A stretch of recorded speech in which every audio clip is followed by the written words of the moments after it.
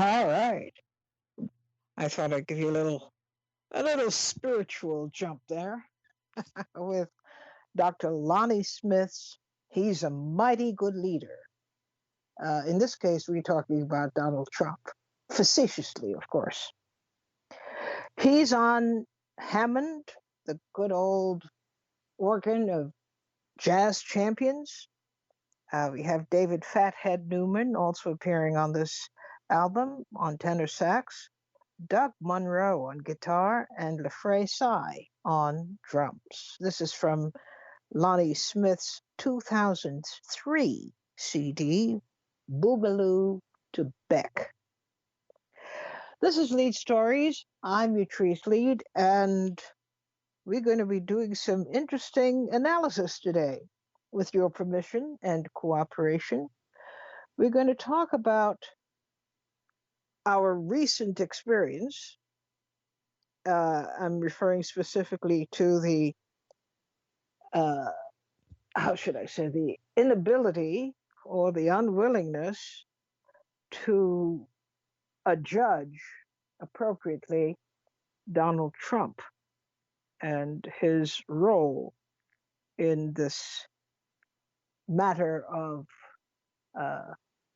the insurrection in Washington, D.C.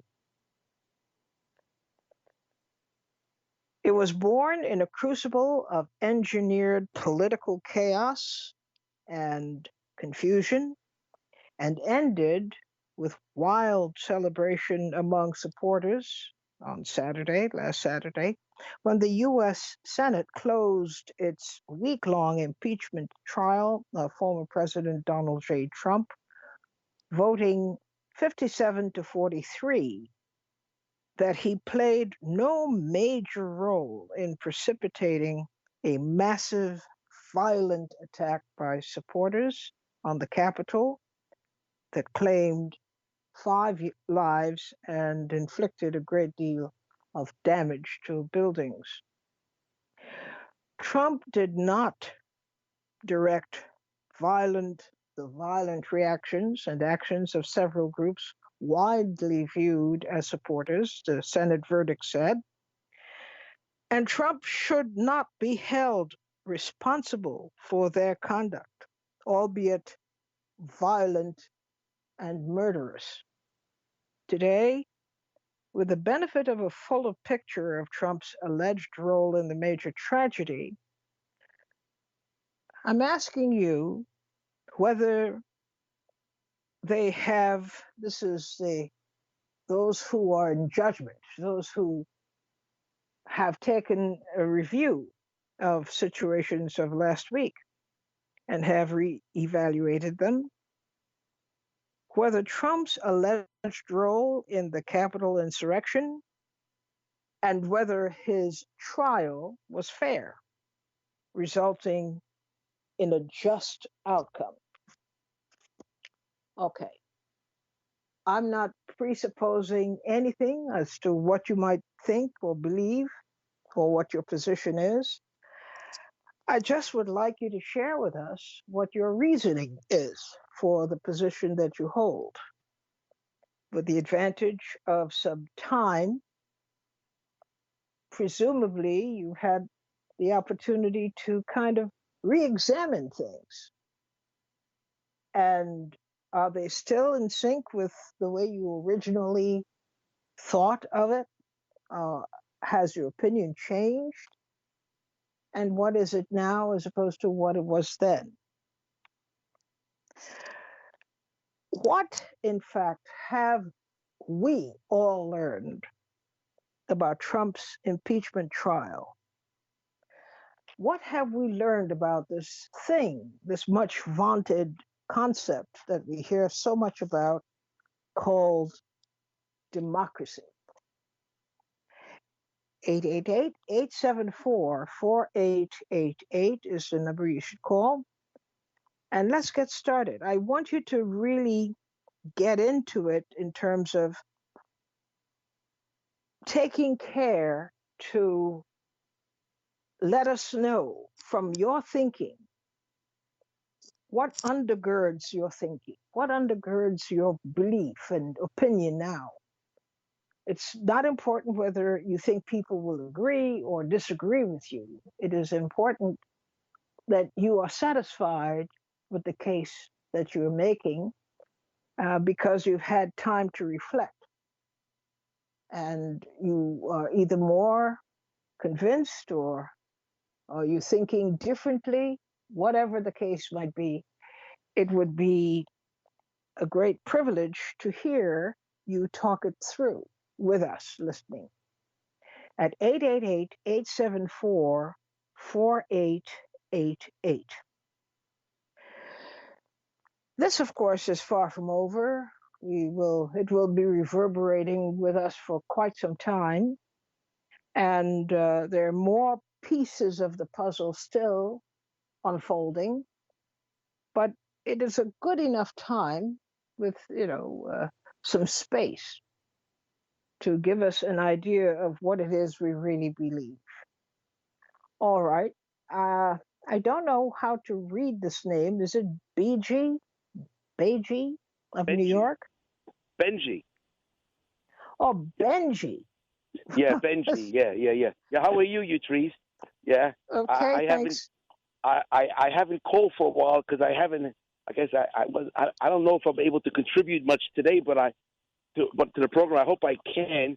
I just want to tell you that you're very you're ahead of the curve, because yesterday I read an op-ed by a guy named McConnell. It's not Mitch McConnell's relative, a lawyer. I forgot his first name, maybe Mike McConnell. He's a lawyer, and he wrote an article that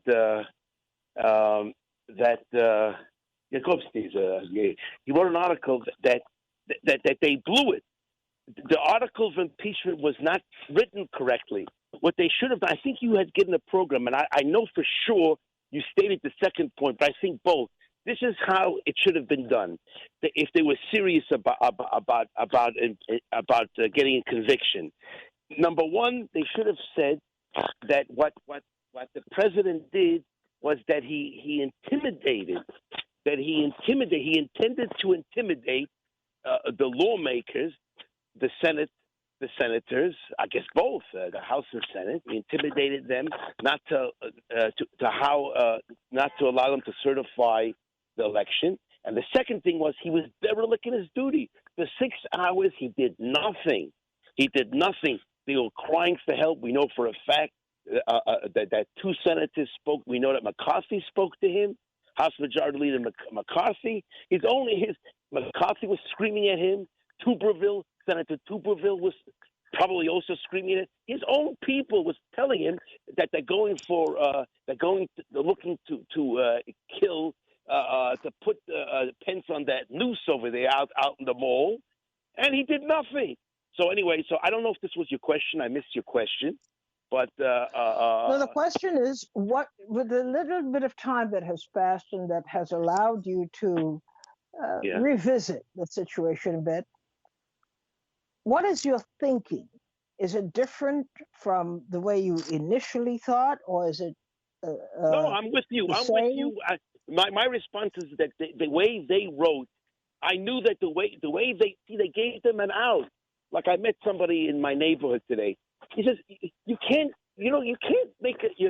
do an article of impeachment telling him that he incited, when in that same speech he said go peacefully. It's shocking that these are supposed to be the best legal minds, and you figured it out. What should I tell you? That's what I'm saying. I'm telling you, you're priceless. You're a treasure. So you're a treasure. I know you think I'm trying to always butter you up, but I think you're terrific. No. I'm laughing because people who know me say, but she's crazy. So No, I don't think you are. No, I don't think. No, my opinion. No, I mean, just kidding. I'm kidding. I think you're terrific. So all right, you got to start it today. I'm pretty much reiterating. I'm reiterating your point from last week, and I guess you can move on, right? Okay. All right. So Thank you. Okay. Thanks so much for getting us started today. Gwen from New York, you're on the air. Hi, Utrice. Hello. Okay, I had a lot of... Hi. Phew. I had a long think and a long conversation this morning with a friend of mine that helped me get to my feelings about this, because I felt so defeated after watching this, and I really needed to think about it. First, I want to say I think that the three people on the Democrats that argued it, I think they argued it beautifully and brilliantly. I think that what was missing from their argument, which I was happy to see, was there was no emotion.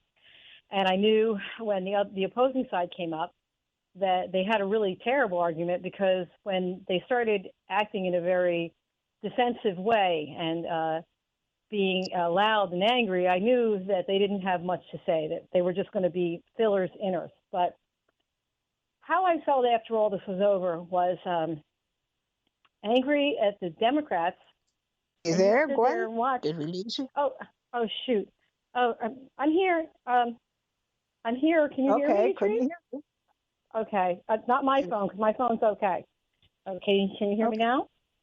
Okay. Yes, I can. Anyway, I don't know how when you lost me, but I guess I from the point of view of where I felt like the Democrats failed me was when they decided not to put on witnesses. And I felt very upset. I felt like a woman who was being attacked, and you were supposed to protect me, and you said you would, and then you watched and made up a bunch of excuses for why you couldn't take this on.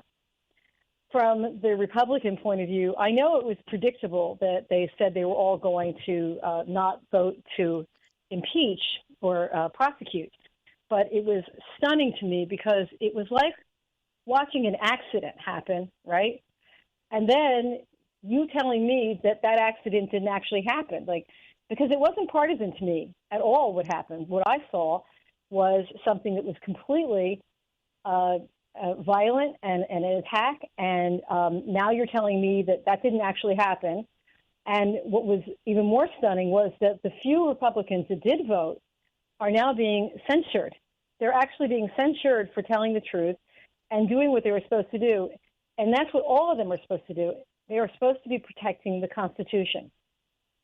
And rather than protect the Constitution, they protected themselves, because they did not want to come back to their hometowns and not win the election. And it sort of feels like everything that goes on in America right now to some degree. We don't handle things head on. I'm just comparing this to other things that happen that I think we don't pay attention to. And because we don't pay attention, it goes all the way up the food chain to our government itself. And I think that we gave Trump a brand new breath of life, and he said it is. And he said this is just the beginning. And I think had we been able to hear the arguments, even if they were going to lose and they knew they were going to lose, I think that having the witnesses there would have made me feel like, you know what, you gave it 100% of everything you could. And even though you didn't win this particular battle, I admire and respect you, and I thank God that you did do the right thing, because there is something that is righteous about fighting this battle. And so we've decided to look the other way. We've decided to endorse lying, okay? And we've decided to punish people that lie about it. And the thing that's on the line here is our actual Constitution. This wasn't an insurrection. It was greater than that.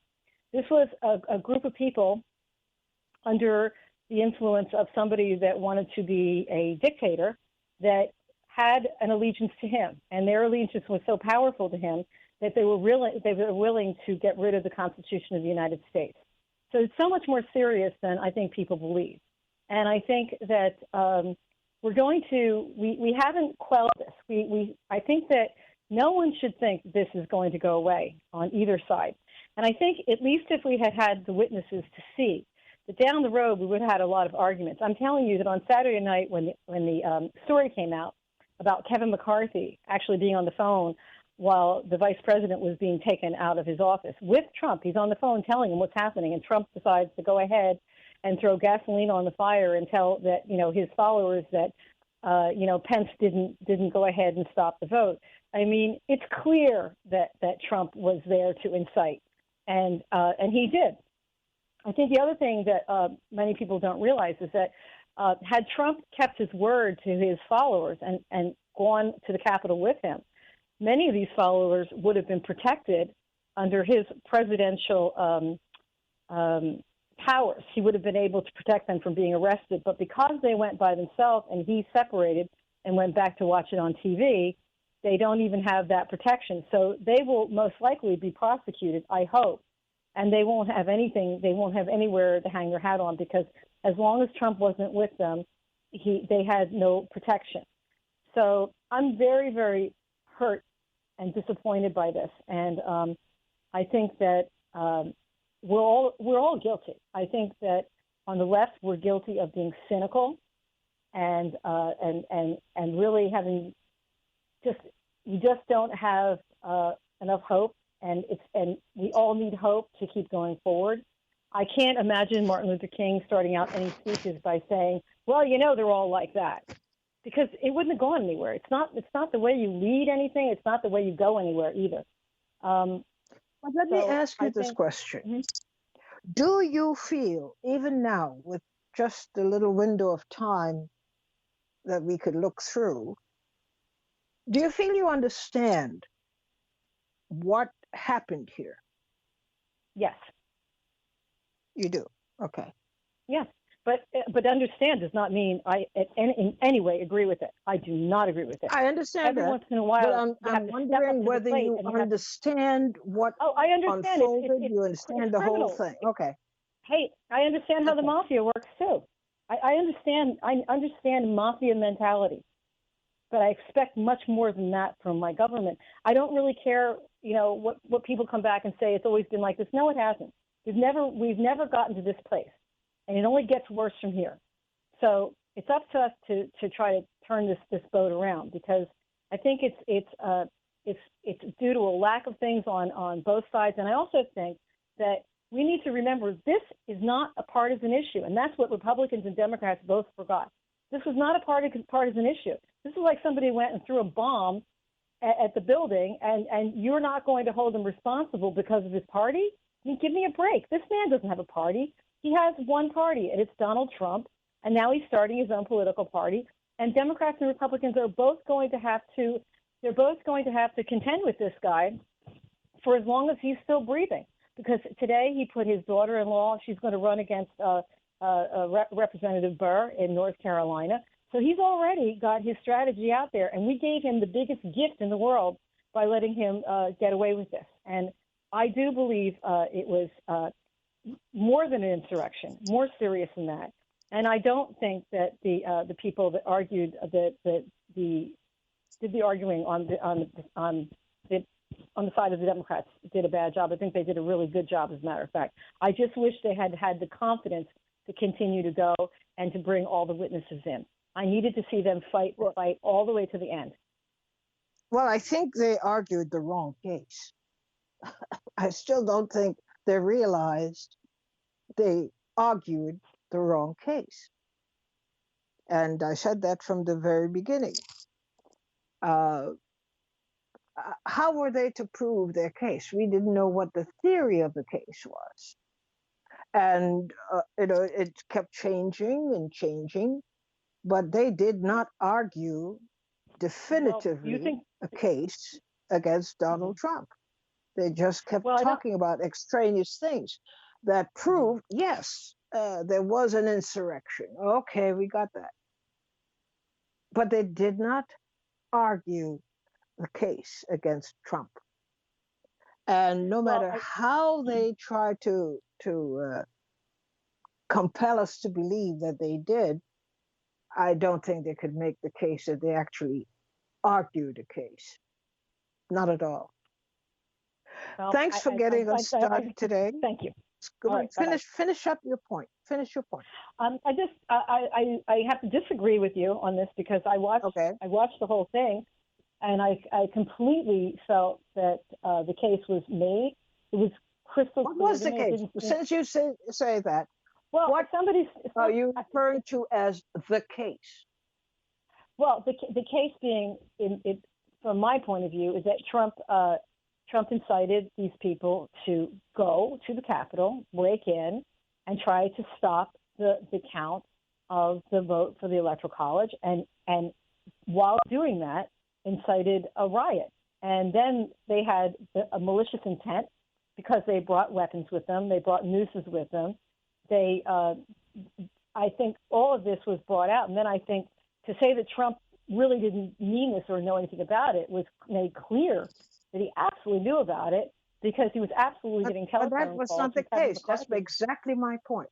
What you just laid out and what the Democratic Party just decided that they would lay out was not the case. They were arguing about the differences of opinion as to what happened. That's not the case. Well, I don't think they were arguing. I don't think that was it. I think that they were showing, they were citing examples for why this was the case. This is one example. But we're not interested at this point. When you are a trial, you're not there to cite examples. You're there to try a case. Yeah, but these are called. So get on with trying the case. I mean, what is the case? Well, the case to me, and maybe I was listening to something different, was very clear. I mean, I saw Donald Trump incite this mob to go and attack the Capitol. But that should that have been the case? No. This was a case of the head of state. Right, the president. The president of the United States abrogating his presidential duties. And nothing to do with any of this other stuff. And people were over here and you're showing all this footage. And yeah, we know that happened. We know that people were excited. You don't think you don't think that those were examples of him abrogating his duty? I mean, he's directing people to go and... No. It was good theater, and they caught it on film. Great. But that's not the case, is it?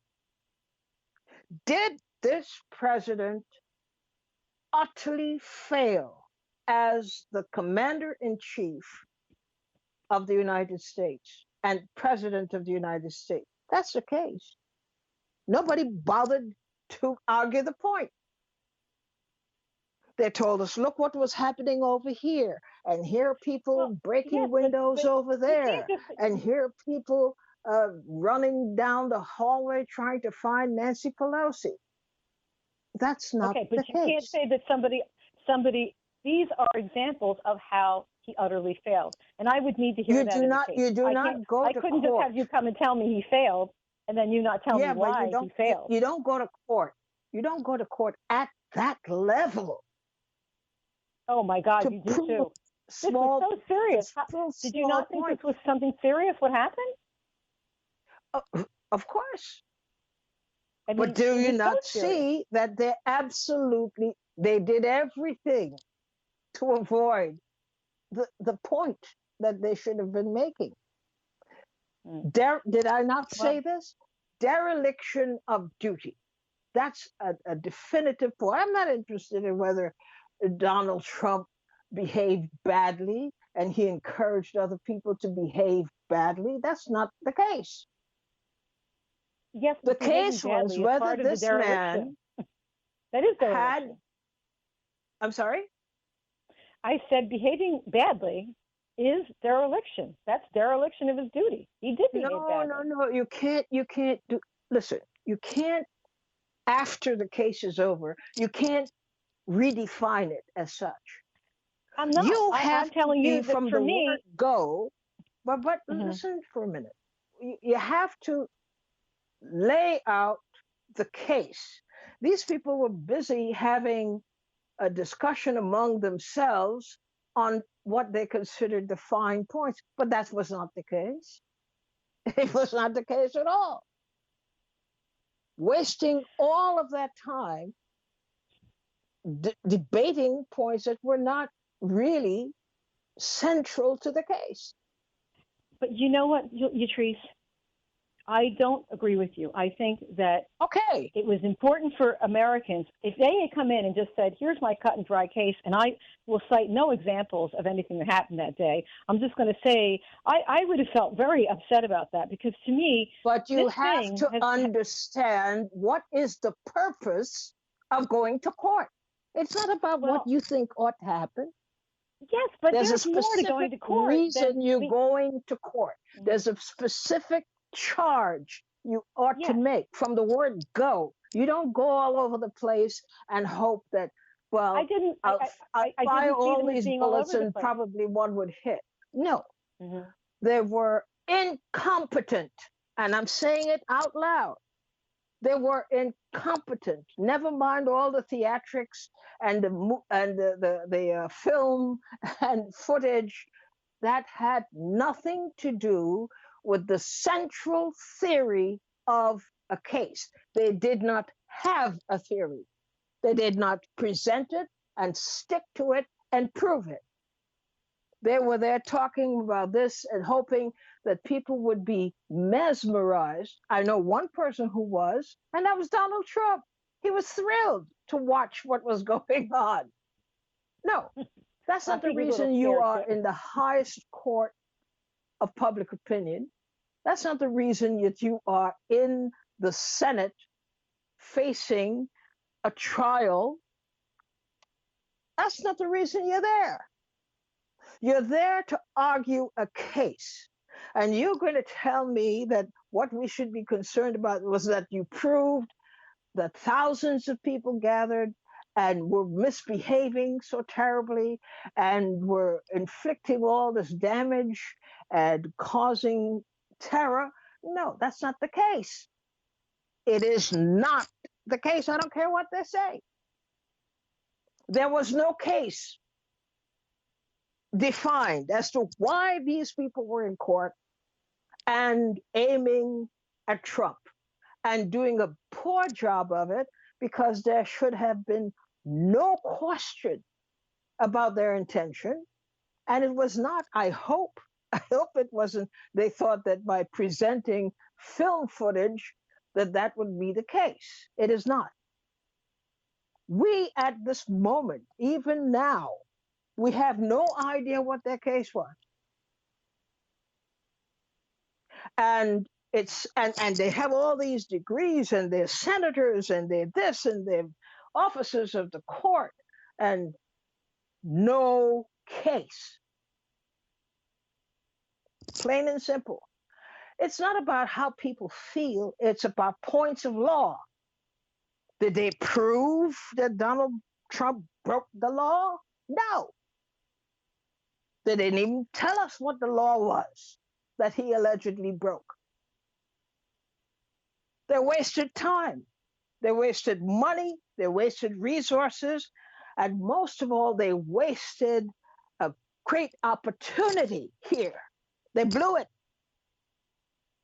You don't go to court to impress people.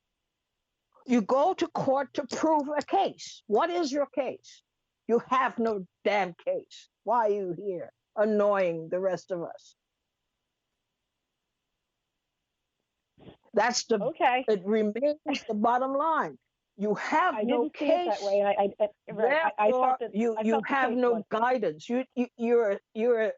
You're just a missile, a self-guided missile, but with no aim. You're firing off this and you're firing off that, and this is the point for the next 10 minutes, and in another hour it's a new point. What is this? The amateur hour. If I were in a court of law, I expect to see some lawyering going on there. These people are playing games. And they have the entire country believing that what they saw was lawyering. No way. That fell far short. I wouldn't expect such craziness in traffic court. For people who are supposed to be prepared and know the law and know the conduct of a trial and know what they're supposed to have prepared before them, They did a lousy job. Lousy. They can't defend themselves against that. And they were the ones who opened the door so that Donald Trump could walk right out. The case became, well, who has better film footage or who has this and who has that? Nobody discussed the law. I was waiting, well, maybe they'll get around to it, but they never did. Thanks. You made some great points, and I agree with many of them, but I think we have a ways to go still on this trial, this so called trial, which was a sham. Well, I'm sure it's not over, so hang on. No, it's over. It's over. That I think Trump has been acquitted. No, I think the fallout's not over. It is over. He cannot be re-indicted on the same charge. No, not that. I think there's people that are not satisfied on both sides, and I don't mean in court. I'm talking about you're going to see it. Dissatisfied does not matter. The time for you to be dissatisfied is when you're in the court and making your arguments. You blew it. You have to live with that. There's no do-over. It's done. There is no do-over, but there will be ramifications in the streets. That's what I'm talking about. Ramifications. The fact is, Trump got away. Oh, as usual. And they facilitated it. They facilitated it because they're so incompetent as lawyers. Totally incompetent lawyers. I mean, you have a case this important and you can't even establish your point and undergird it with evidence and get on with the business of trying a president of the United States. You had that opportunity and you blow it? Oh, please. No forgiveness. None. Ed from Jamaica, you're on the air. Ed, are you there?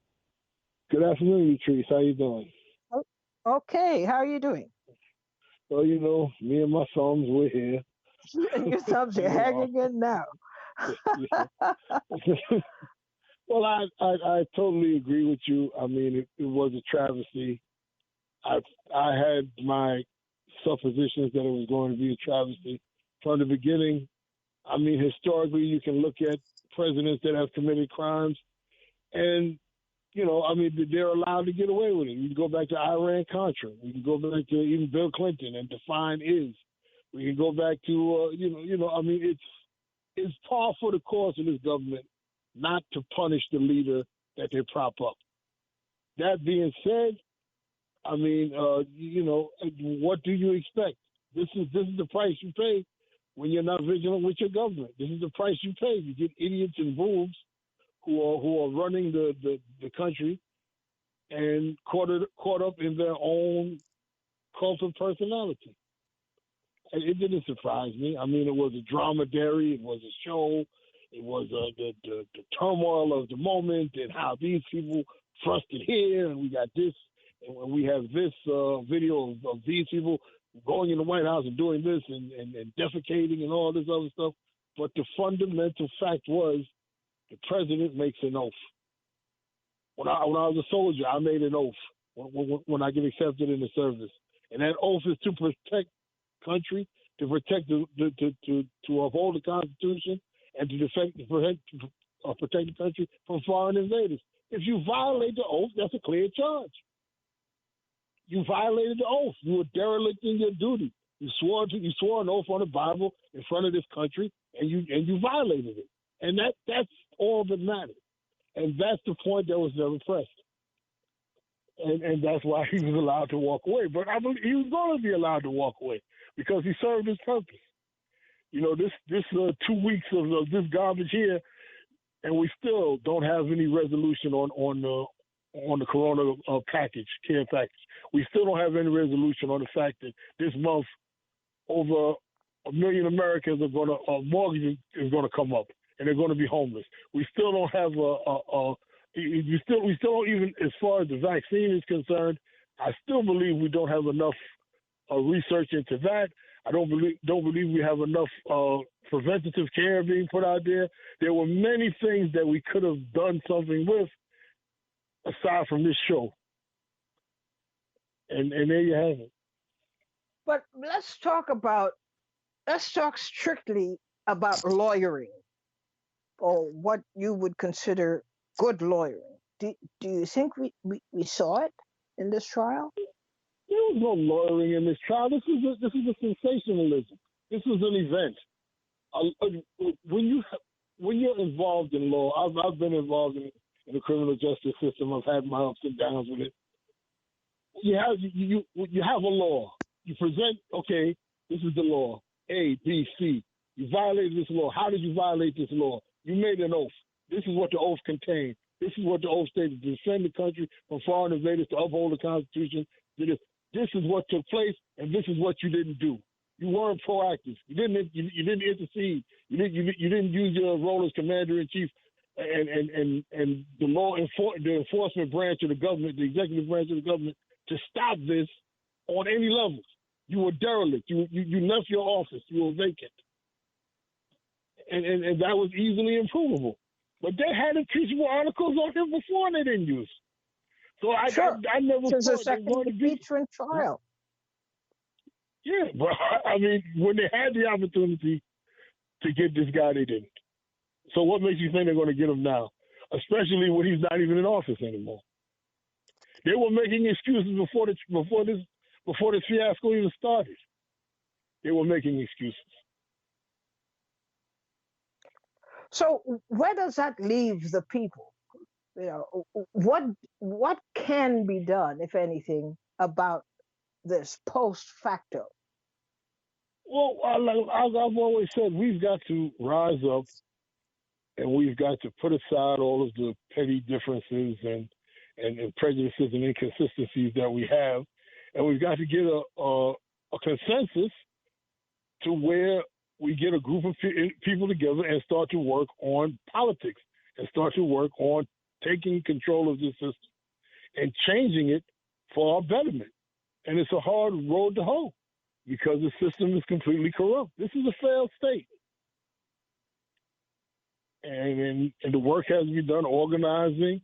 The political work has to be done, and it's going to be a long road to hoe. But it's got to be done, or else, states fall. This state we could be on the verge of the end of America. It's quite possible. Do you feel you just exaggerated there? Was that an exaggeration? No, not hardly. Okay. I mean, we've got some dire concerns here in this country. We've got some dire concerns. We're in the middle of a pandemic. We've got record amounts of homelessness. We've got record crisis. We've got a climate crisis brewing, and we've got a government that doesn't have any concern for its populace. And there are foreign enemies. I mean, not as far as direct threats. China, the Asian tiger. China will be the leading economy in the year 2025. And with Xi Jinping and the One Belt, One Road, that will knock America out of the box. Okay? And all America has is a big stick. And nobody's afraid of the stick anymore. Nobody's going to use a nuke. Nobody's going to start a nuclear war. There's too much invested in this planet to do that. So if America doesn't have a stick, then it's got nothing. Well, thank you for your contribution today. Thank you. E from Edgewater, you're on the air.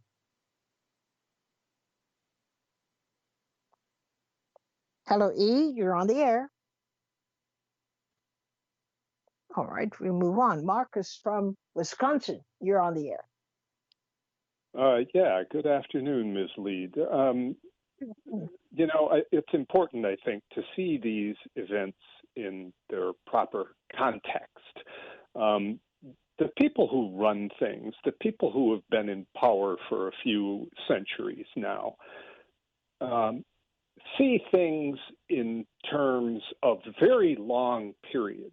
the average corporation thinks in terms of 50 to 75 to 100 years, and they make their plans according to that structure. And it's the same with all people in power. So there's been a project underway in the United States because we were basically a pretty rowdy population to begin with, sort of a restless population in ways negative and positive.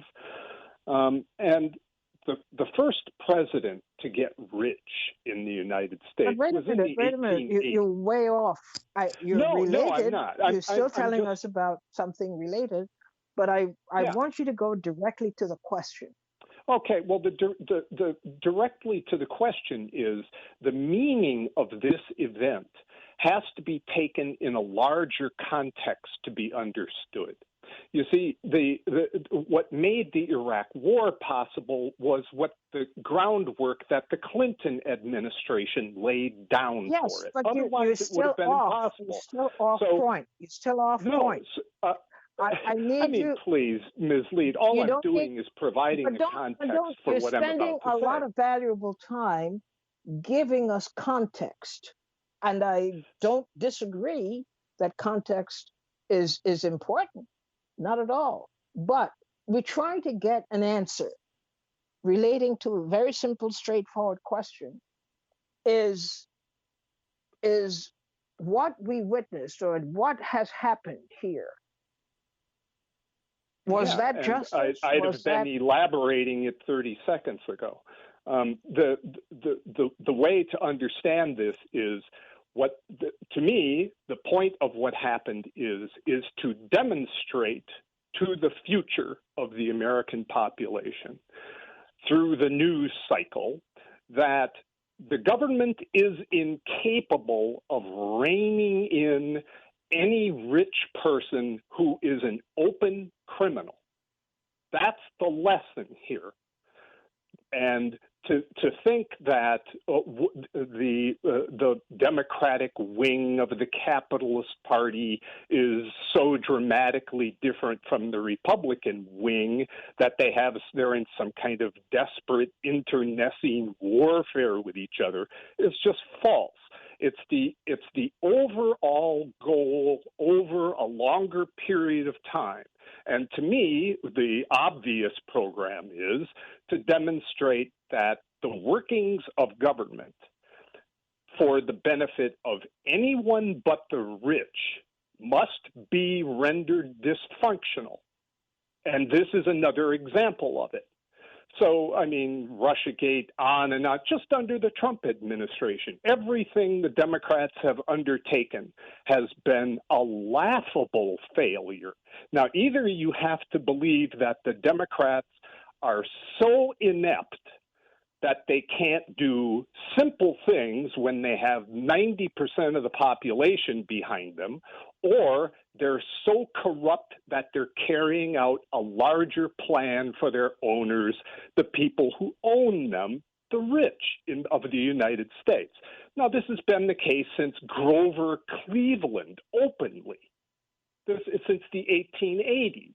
And for us to the news cycle's purpose, and I know of no exceptions in media in the United States to this, is to get people to focus on events day to day, isolated events, so that you don't understand them in a larger context at all, to see that there are goals farther down the line that large political events are designed to get you accustomed to.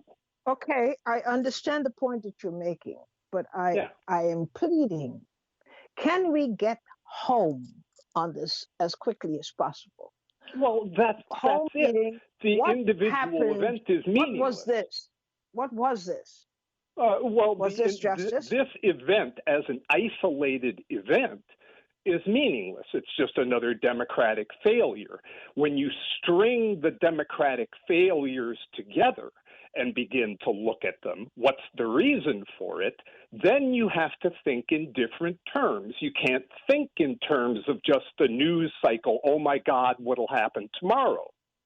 That's what I'm trying to get at. You got at it.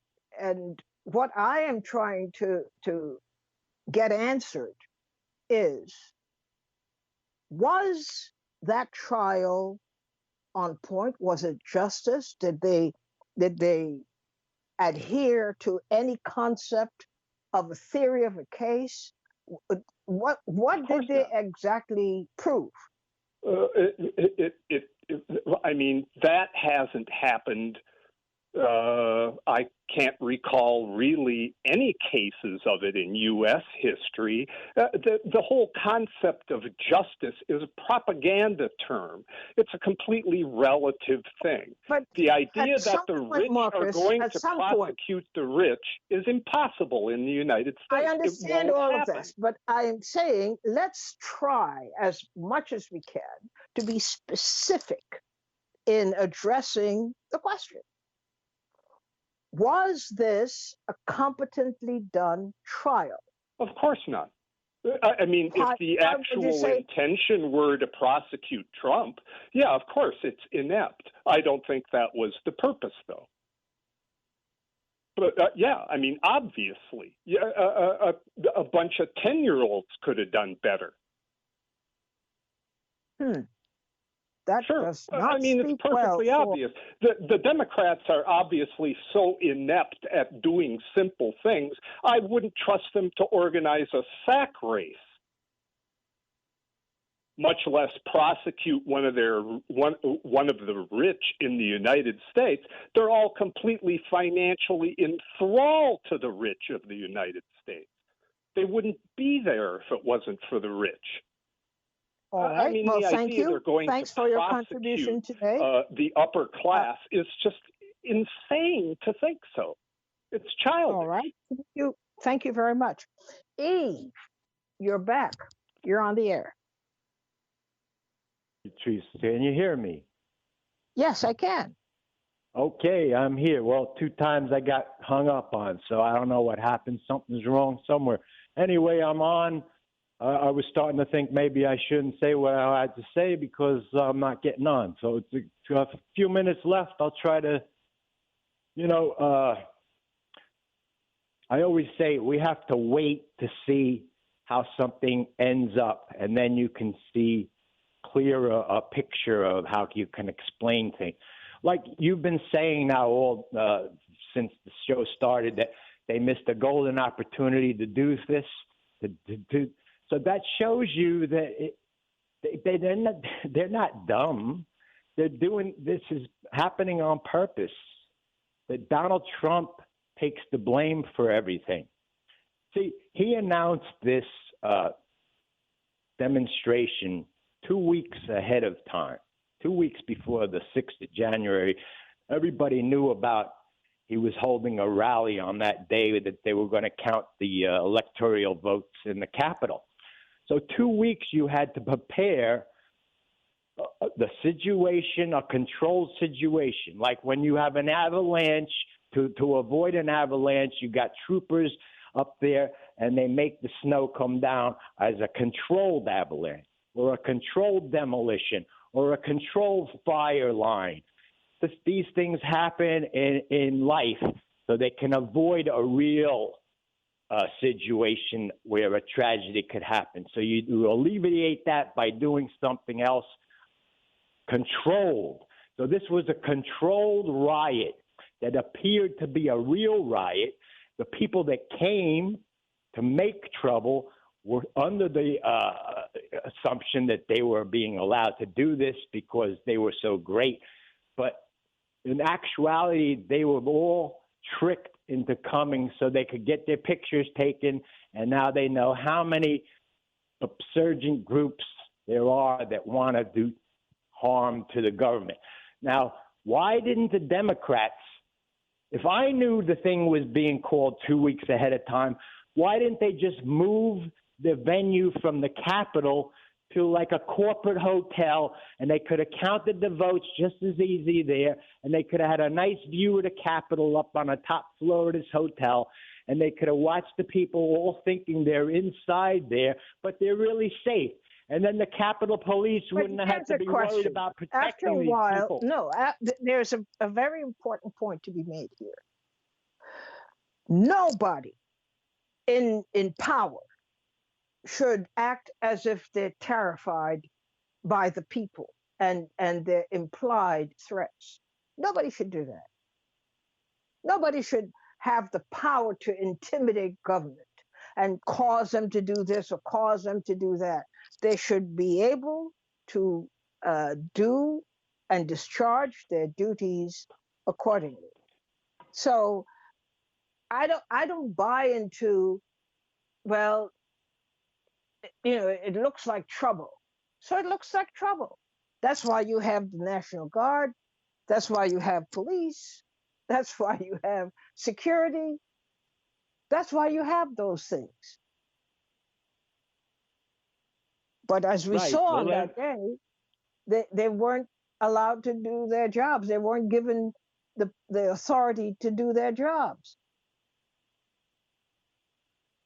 Well, you're missing the point, Yatrice, because if they could do a week later, after what happened on the 6th, then a week later, they armed the Capitol with all kinds of National Guards and all kinds of military people. They did it for nothing when there was no problem going to be happening because it was all controlled then. They could have done that a week earlier. They could have made sure the same military presence was there, and then the people wouldn't have been doing what they did.